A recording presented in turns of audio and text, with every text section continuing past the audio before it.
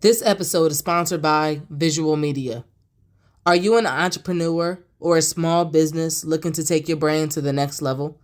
Then Visual Media is the service for you. Visual Media is a video production company who specializes in creating high-quality visual content for social media, websites, and online courses. Head over to Visual Media on Instagram and drop Resilience in their DM to get started. That's VZUALMEDIA _ to get started. What's up, everyone? This is Resilience in Action with Erin Brown, the #1 podcast for anyone looking to have a greater human experience. What's going on, everyone? This is Resilience in Action with Erin Brown, and our special guest today is Reed Maltbie. You got it. Nailed it. Reed, thank you so much for hanging out with us today. Oh, I'm excited to chat with you. And thanks for getting the name right. It's a weird one. I was like, oh, I should have asked. I'm going to shoot it and hopefully it lands. Glad it did. It did. I've been called Malibu before. That was my favorite. I was announced as, when I was younger and swimming, they called my name for an event. They said, Reed Malibu. And I said, I'll take it. It works. Malibu is a good last name. I'll take it. Right. Reed, tell us a little bit about yourself. I am a coach's coach. Actually, now I'm just a leadership development expert, but I started as a coach. I was a soccer coach for over 30 years working with youth athletes. And at one point in time, shifted that to try to scale out and reach more athletes through coaches. So I became a coach's coach, traveling the globe and working with coaches at all levels of the game. And I worked with probably about 24 different sports. So it's sports I never even played. So how were you able to coach them in sports that you've never even played? We broke it down into the basic, pedagogical or psychological constructs. So a lot of times I'd get in front of a room. I did this a few years back with U.S. Sailing. I stood in front of the room and said, I come from a landlocked state. I've never sailed before. I know nothing about sailing. You will figure out pretty quickly I'm an absolute idiot when it comes to sailing. The constructs and the concepts and ideas that we talk about, the science behind it, it transcends the sport. So you'll learn something today, even though you'll think I know nothing. And that was the feedback I got. The very first person said, he's right. He knows nothing about sailing, but I learned something. So it usually just comes down to those basic principles of leadership. And the 3 areas I focus on are language, leadership, and learning. And those principles cross over no matter the sport. And now I'll work with entrepreneurs and high performers in other spaces. And those concepts still cross over into those other spaces. Yeah, I love it. I love it. Let's start with language. Language is big in my life. I believe that language is very, very powerful. And I would rather, instead of you just fumbling or trying to find the right words, I'd rather you be very, very mindful in the verbiage that you use and stuff like that. So how do you tie language into your leadership and your coaching framework? From both, especially from the coaching perspective, and even in leadership, when you're teaching skills or when you're trying to educate or create that learning environment, the language we use is really, that becomes the stopgap or the bottleneck. Like there is a connection between the brain and the body. So when we're teaching, we're trying to teach into the brain, but then we're trying to translate that into movement patterns or skills or body. And as most people know, skill is in the brain. It's neuron firing in the brain. Language is that bottleneck. If we're not using the right language, we may think that what we're saying makes sense and is translatable, but to the person hearing it, it may not be. And so it doesn't translate out of the brain into physical activity, or it doesn't translate into that skill. And the way in which we teach language-wise has an impact. The way in which we lead language-wise has a psychological or emotional impact on the people we lead. So there's always been this misconception, especially in youth sports, that we needed to be that Bud Kilmer coach, the one from Varsity Blues, who just tore his athletes down and beat up on them and then built them up into these champions. But the problem is the science actually shows that when we demean people, scream at people, exclude people, create those fear responses, that we're shutting down the logic part of the brain. So if we're using language that starts to shut down the logic part and activate the amygdala, where the fear center is, then we're creating fight, flight, or fight, flee, or freeze responses in people. They can't think, they can't learn as well. So we're actually restricting their ability to learn. So language becomes that great opener that allows us to open up the floodgates of learning if we're using language that keeps people in a calm processing logic space within their head. They'll tend to pick up activities more quickly and learn more quickly. That is a nod to every coach that I know. There's a way that you coach your team to, I won't say victory, but there's a way, and the language that you use is very, very, very important. I never knew that. Well, it never dawned on me that the screaming and the berating had such a restrictive effect on learning what we needed to learn to execute, on the field, wherever, in the water, wherever you are, that's a great perspective and some valid information that will definitely make coaching a lot easier for, well, maybe because I think some of that ties into the person that you are. Mm-hmm. You touched on another point. Language matters to each person. Mm-hmm. So our language patterns, the words we use, what activates our brain is different based on a person's nurture and nature, based on how they were raised and the environment in which they were raised in, and just genetically based on how they process language, based on genetics, simple genetics. Like some people are geared and are okay with demanding, having that coach in their face. And I believe it was I think it was, I'm trying to remember who it was. It was one of the Warriors players said that they like when Steve Kerr gets in their face. Kevin Durant said he likes when Steve Kerr gets in his face because that's what he needs in the heat of the moment. So there are those people that are geared. So yeah, you do need to tailor your language to each person. And there are situations. You look at the military armed forces, they put them in situations where they have to instinctually, they have to function still at an instinctual level because life is on the line. And so they do need to teach them under those high pressure screaming situations. There are situations where that occurs, but in general with youth athletes, and we've seen it with professional teams like the New Zealand All Blacks, they realized when they backed off of the berating, demeaning, screaming and went to asking more questions, still peppering them hard in these very intense situations, but they changed the language. It wasn't screaming at them. It was asking it to them to continue to process with their brain. And like you said, again, each of those All Blacks, they'll respond, the players on that team will respond differently to how the language is used with them. So it is a very personal thing. Yeah, absolutely. Language is one of the keys to unlocking so much potential, with whoever you're talking to, and also with yourself. That self-talk, we're so good at sometimes being really, really hard. I believe that we are our biggest critics. So when you can find a way to use that language in a good way, in a positive way, that also is realistic, I will never tell someone to, sugarcoat it just to make you feel better. If you really, really did horrible, or that was just a horrible decision, it takes some honesty to say that.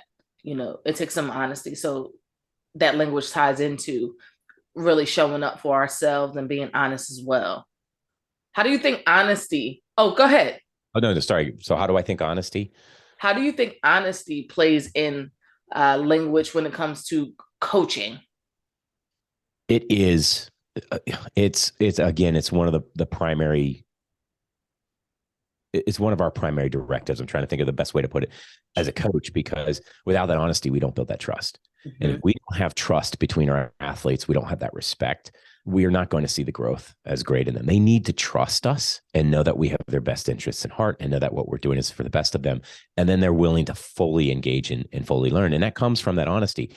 And the problem is a lot of times when you talk to people and you say, this is, we're going to be more kind and gentle, or we're going to deliver in a different way rather than be demeaning or berating. A lot of people will say, well, then how are they ever going to learn? We can't give them feedback. We're too soft. We just let them get away with everything. And we never give them, oh, Johnny, you're such a great, no, yeah. That's not. Honesty is where we're allowed then, like you said, to be more critical with people. Honesty, once they know that we're there for the best of them, we've created that, and they know we're going to be honest and we've created that trust, then we can give them feedback that they need to hear.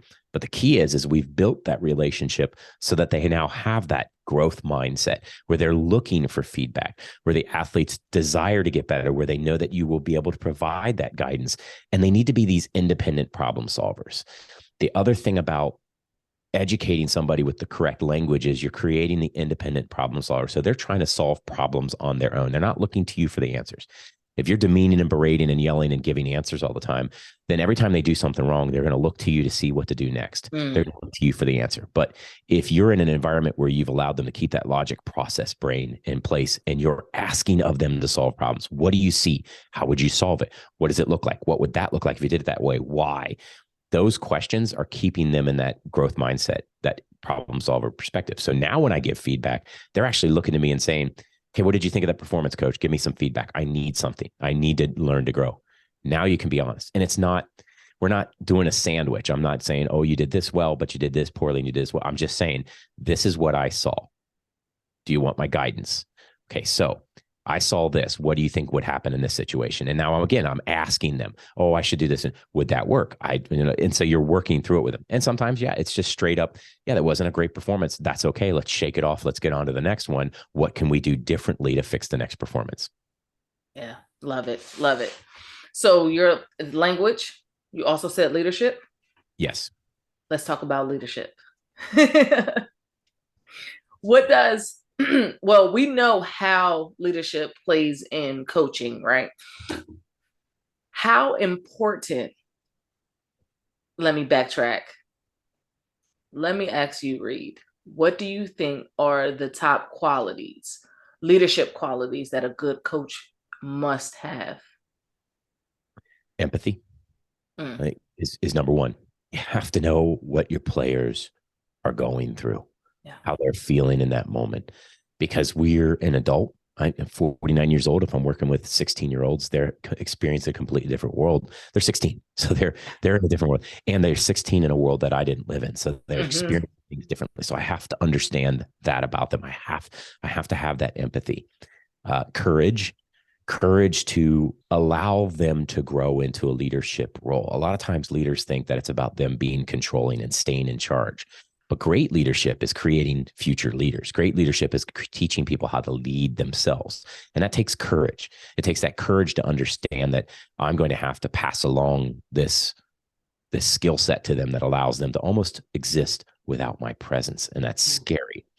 And another one would be an understanding, again, a grasp of communication patterns.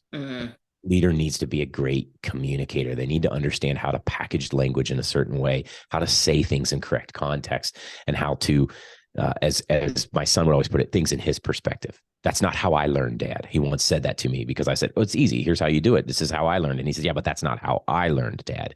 And so it's being able to see that, understand that, and teaching that perspective. I believe it also requires to be a very good, I'll use the term observer, not just a listener, but an observer. Great leaders are constantly drawing information from those around them, the environment, and the people they lead. They're listening to them, but they're watching. Sometimes people won't tell you, they'd say, oh, you have to be a great listener. True. I want to listen to the people I lead, but sometimes they're not going to tell me, especially with young athletes, or especially with people much younger than me. I'm going to have to watch them and infer from things I'm seeing, body language, facial expressions, behavior patterns, activities, what's going on with them. And I've got to try to use that then to unpack how I can help lead them better. If somebody's having a bad day, I need to catch on to that pretty quickly so I can right that ship emotionally for them. And then there's an emotional intelligence that great leaders have. It's this self-awareness of your own feelings, of your own behaviors, and how they impact the people around you. It's a self-awareness of the situation and the feelings and behaviors of the people around you and how that's impacting you. And so there's a high level of emotional intelligence in great leaders. And the final one is a we you mentality. So in other words, everything is about we. It's not about me. Even though I might be the leader, I need to make sure that it's about the team. It's about the group. It's about the people I'm with. It's about those around me that I'm leading. And then there has to be a you mentality. When they do something wrong, I've got to be willing to say it was us, not them. You messed up. No, I may have messed up in not preparing them well enough. So I need to be able to shoulder some of the blame alongside the team I'm leading.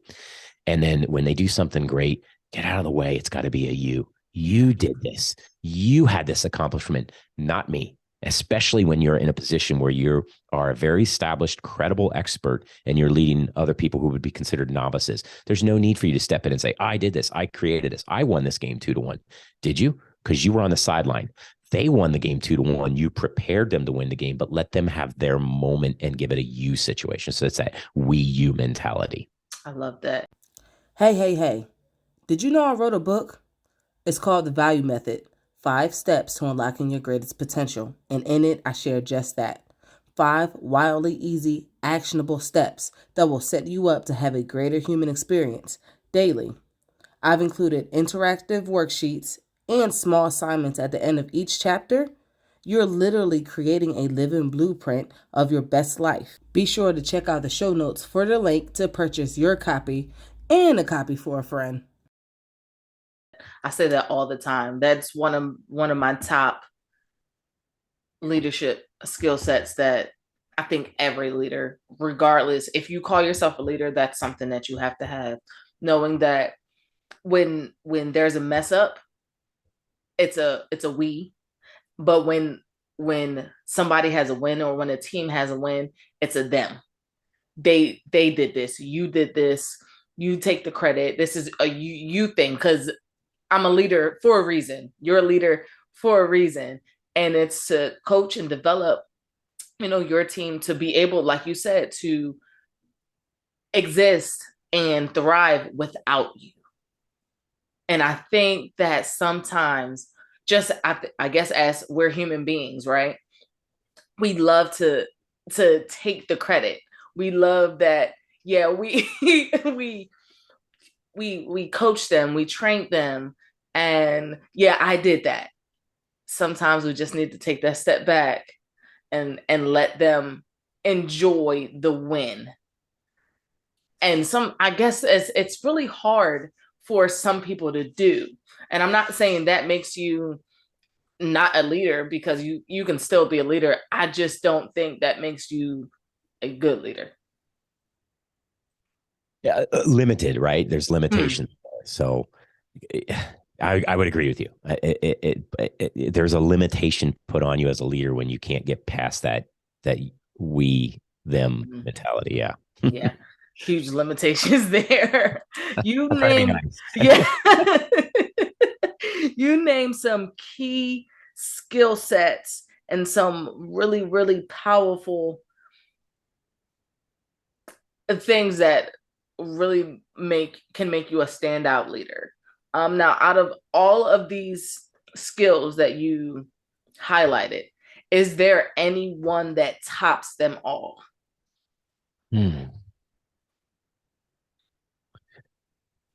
Wow. And there's so many more I think we could talk about. Sure. Not those aren't the only ones, but I would, the emotional intelligence really is one, just because I think that the empathy comes out of emotional intelligence. Yeah.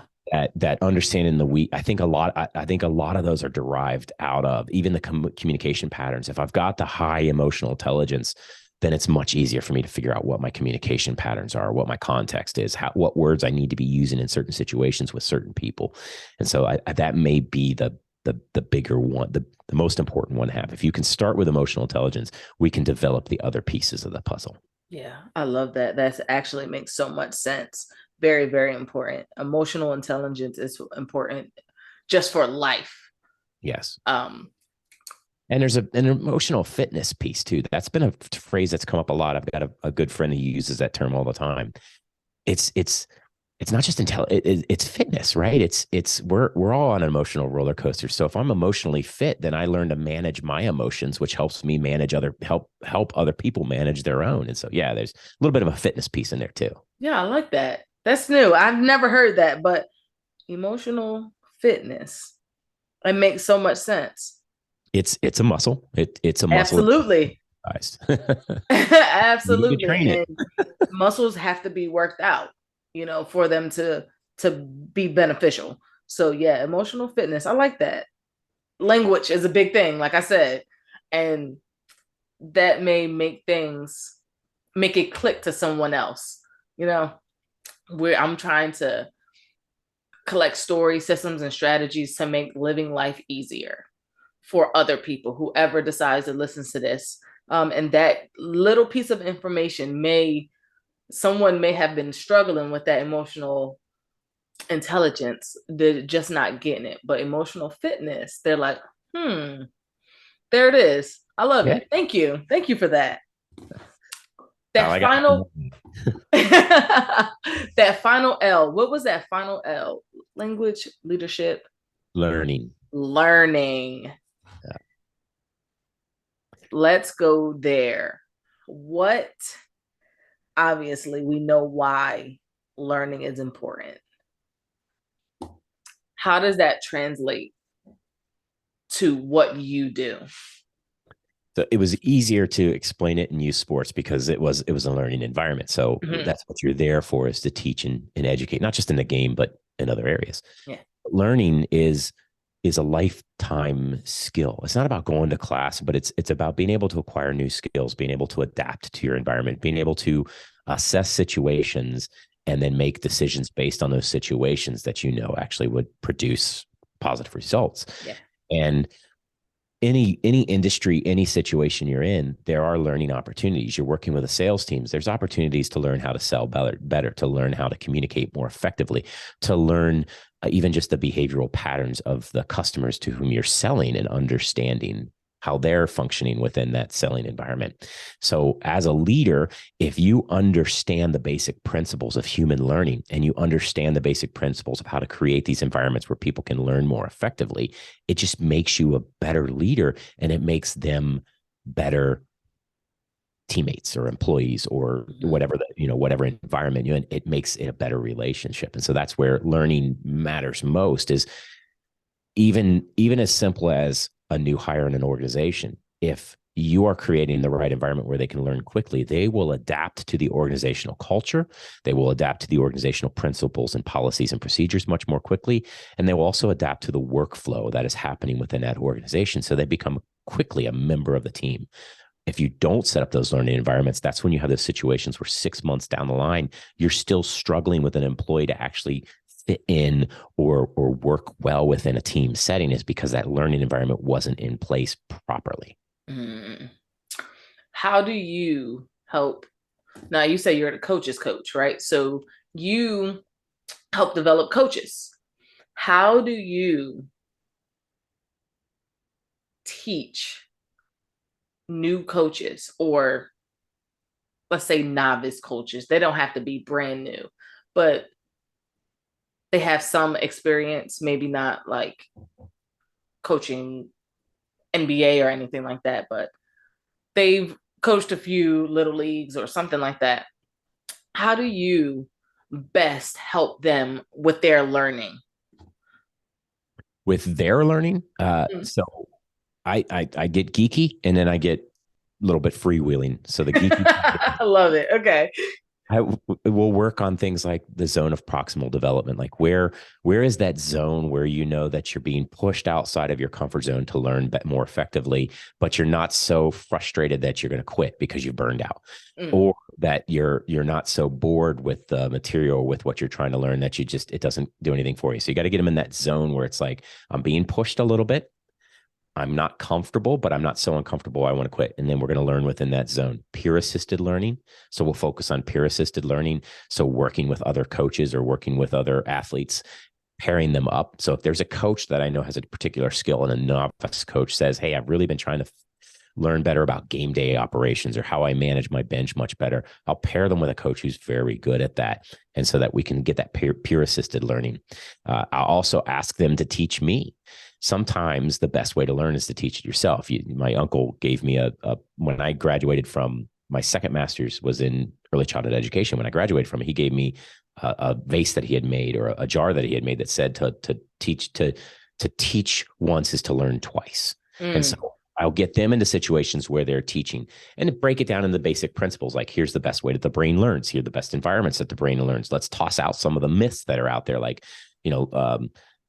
learning styles. It's not learning styles. It's just contextual teaching. I'll talk to them about teaching in context. So if it's in a sports situation, we can't teach in a vacuum. If you're teaching a particular skill, it's got to be practiced as if it were being played in the game. Because if you teach it in a vacuum, it won't translate as quickly. State dependent learning type mentality. So we'll get into the very geeky science.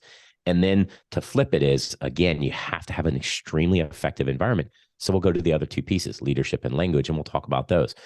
Things like look them in the eyes, get down to eye level, change your voice tone when you're teaching. If I'm teaching to a group of kids and I'm yelling, I'm just yelling. But if I lower my voice, they lean in because they want to hear. Because if I've got a group of kids and I'm close to them and I start talking much softer, they're going to lean in because they want to hear what coach has to say. Those are the moments where I can really teach. Don't have your back to the sun or to a group of people playing behind you.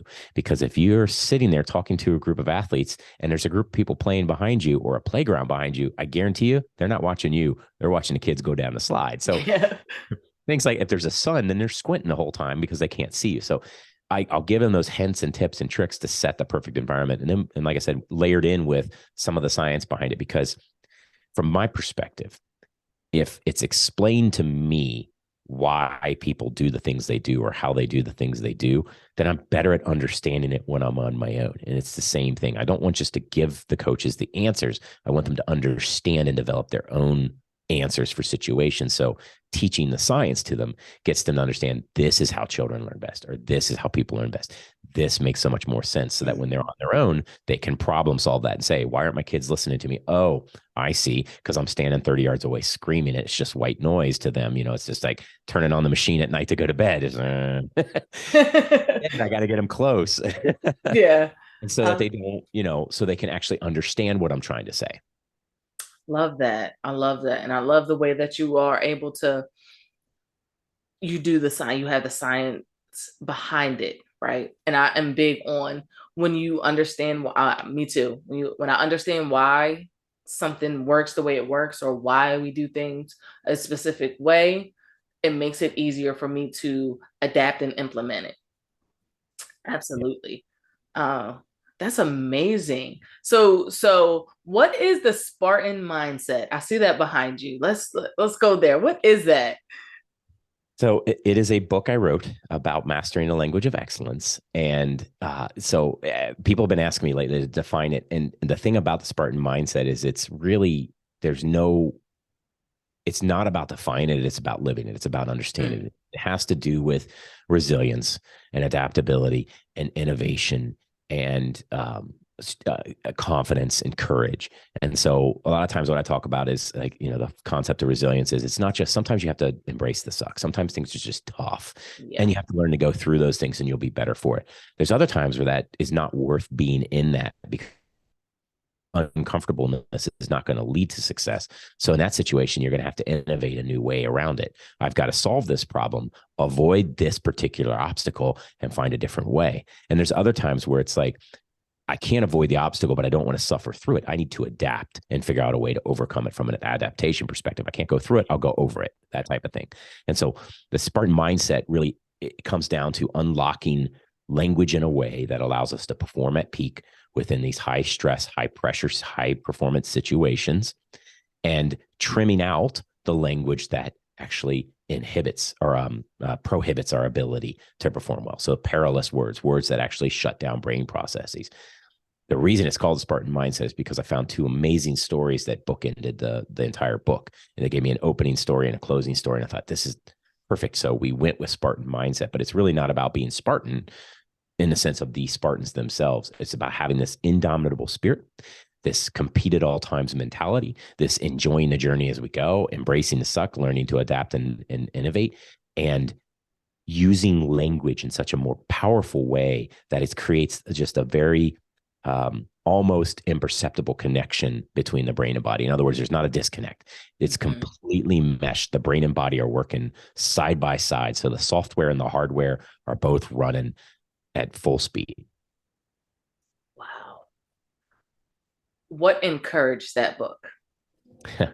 I had been doing a lot of workshops from like 2015, 2016. I'd been doing these workshops called Warriors, Not Winners, which was the idea that we had been creating this winner mentality in our youth. and people were getting very upset. It's the American Idol syndrome, where the kid's like, but mom always said I was a great singer. And Simon Cowell's like, but you're not. And they have a meltdown on national TV. And you're like, why would that happen? Because we didn't, like you said, we didn't have honest feedback. We didn't give, it was all about winning, or the cheating mentalities of, having 15-year-olds throw in 12-year-old baseball games so we can win the Little League World Series type mentality. And so it became a win at all costs mentality. And we saw it springing up in our society pretty heavily in, 2012, 13, 14, 15 range. I wanted to shift that. We wanted to shift that over to, instead of thinking about winning, think about competing at all times. Because if you're creating a competitor mentality, we show up and we compete our very best every day. And sometimes we win and sometimes we don't, but we don't let the winning poison how we approach the process and the competition itself. And so it focused on 5 psychological constructs. I've now got around 12 of them that are involved, but motivation, intrinsic versus extrinsic, locus of control, the things I can control versus the things I can't, competitive mindset, growth mindset, pieces of the puzzle. And so what I did is I started juxtaposing. Winners do this and warriors do this. So winners think about finishing and getting it done. Warriors think about getting it right. Winners say it's all about me. I won this. I moved to this new city and I won a national championship or won a league title for my team. It's all about me, me, me. And warriors are saying, no, it's about us. It's about the team. I'm willing to sacrifice at some point for the greater good. Hey. If you're enjoying this content, do not forget to rate and review. Wherever you're listening to this podcast, be sure to rate and review. It helps us reach more people in more ways.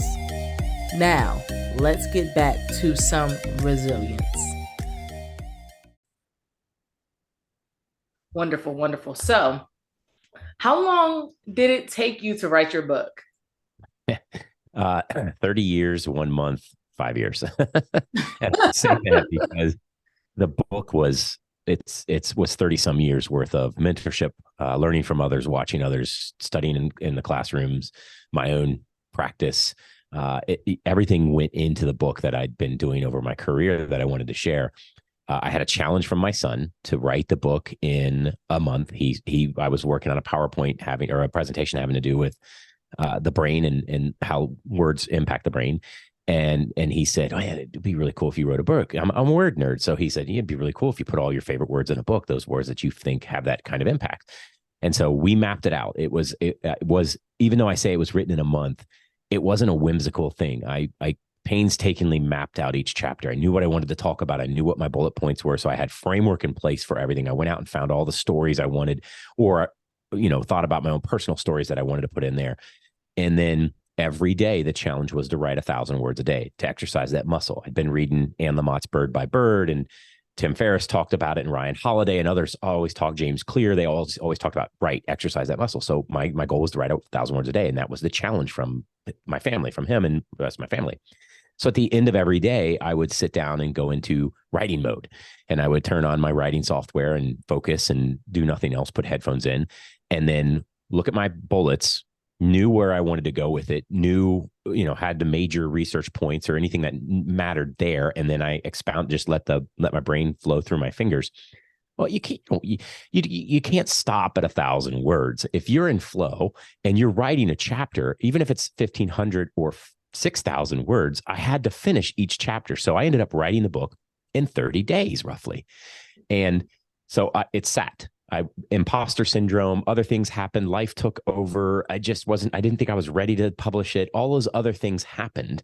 And I had all these blocks that we all have, these stories we tell ourselves, oh, the book would never get published. Nobody would ever read it. It's not worth putting out there. And so I let those happen for about 5 years. And then finally, my mentor was like, it's now or never, buddy. Like, step out of the shadows, quit hiding, and share with the world your book. So reach out to an agent, find a publisher. And we go through the whole 4 or 5 months of editing and all that stuff. And I'm telling you all that because it took 5 years to the day that the book was completed in a written format to then have the go to print email sent to the publisher. The day I sent the email saying, let's go to print, because we'd done all the editing we could and the manuscript was ready, was on my timeline on Facebook. It showed me a memory. It was to the day, exactly 5 years prior, I had posted, I just finished writing 30 some, 40 some thousand words. I'm going to take a break now. So 3 years compiled into a month, and then it took 5 years to go to print. That's crazy. But the reward from it is, can you speak on that? What does that feel like? It being done, it's in pre-sale, pre-order now. How do you feel about that accomplishment? It profound sense of accomplishment, and just a big weight taken off my shoulders. Now there's the other weight of the anxiety of, oh gosh, will people like it? Will I get negative reviews? Will it just, gather dust? The average author only sells 250 books. So my goal is, if I sell 251 books, I go, all right, I beat the average. Not so average, right? Even that, it feels good to put your voice out into the world and know that 50, 60, 70 years from now, I may be gone, but there's something that I created that is sitting on a shelf somewhere and may potentially have some kind of echoing impact in the future. Profound sense of gratitude and accomplishment. Yeah. I bet. Well, congratulations. Writing a book is not easy. And then editing and then getting it published and what route you take, and none of it is easy. I think the easiest part is coming up with the concept, like, okay, hey, I want to write a book. Then the hard work comes into play when actually, doing it. So congratulations on writing your book, and it's in pre-sale now. So that's super exciting. I'll make sure I'll put that link in the show notes. But yes, I want to say congratulations. You definitely earned your spot on the author list. Thank you. Thank you. Of course, of course. Reed, how can we find you on social media, and how can we support you on what you're doing? Oh, I'd love to actually support anybody that's on their journey. So you can find me at Coach Reed. Most of my social media accounts are Coach_Reed. But if you do a search for Coach Reed, I typically pop up, and I'm hard to miss on there. There's a few other Coach Reeds out there, but all of us sort of like, you'll see all of our videos and stuff together. And then coachreed.com is my website. And if you go there, I've got all my social media links on there, as well as a link to go to my book site, which just basically I set up as a site just so that I could tell people about the book. Love it, love it, love it. Well, Reed, I want to thank you for spending some time with us today and really, sharing your story, sharing your journey and your knowledge, and just your expertise. You've really shown up as a coach's coach. Oh, thank you. It was seeing how my coaches mentored me. It feels like I'm passing along the torch, and it's a really good feeling to know that something that they did for me, I can continue for the next generation. That's absolutely fantastic. Before I let you go, I have one more question for you. Wonderful. Reed, Coach Reed, what does resilience mean to you? I've been thinking about this a lot because of the book. Obviously, it really is. It really is focused around resilience. So I had a discussion with a buddy the other day. We were talking about this. Resilience to me it's not just that bouncing back, which is the typical definition. But if you go into like psychological definitions, things like that, like the APA, it's also this. For me, it's always been, it's not just bouncing back, but sometimes an obstacle, you can't bounce back from it. You have to go through it. Like you actually have to endure it. And so it's the whole David Goggins, Jocko Willing, concept of embrace the suck. Like I just have to endure this to get to the other side. And I'm going to be stronger because of it. So resilience is getting stronger through adversity. It's bouncing back from adversity. Sometimes it's innovating and realizing that this adversity isn't going anywhere and I can't get through it. So I'm going to have to figure out another way around it. So it's being a little bit innovative. And then, like I said, that adaptive piece of knowing that, there's this story of like water will change a potato, an egg, and coffee, or a potato and egg. So an egg hardens in the water, potato softens in the water, but coffee beans don't change. They change the water. And that's resilience to us. It's like life is going to come at us. And our goal to be resilient is to make sure that we change the world around us, not let the world change us, not alter who we are. I love that. It's literally resilience in action, right? It's the doing. It's a fantastic. Reed, thank you so much for spending some time with us today. Oh, I loved it. Fantastic conversation. Really appreciate the opportunity to talk with you. Of course. Thanks for tuning into this week's episode. If you enjoyed it, be sure to rate and review. And remember, resilience in action will always lead to a greater human experience.